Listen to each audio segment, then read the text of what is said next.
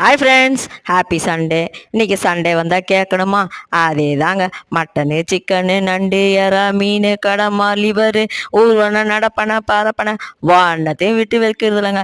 எல்லாத்தையும் அடித்து தூள் கலப்ப வேண்டியதுதான். காலையில் டிஃபனில் ஆரம்பித்து நைட்டு டின்னர் வரைக்கும் நான்வெஜ்ஜில் பொழுத ஓட்டிடுவாங்க. அதுவும் லேடிஸ்க்கு கேட்கணுமா? காலையில் இருந்து சமைக்க வேண்டியது, சாப்பிட வேண்டியது, க்ளீன் பண்ண வேண்டியது, இப்படி தாங்க நம்ம பொழுது போவோம். நான் சொல்கிறது கரெக்டுன்னு சொல்கிறவங்க இந்த வீடியோக்கு ஒரு லைக்கை போட்டு போங்க.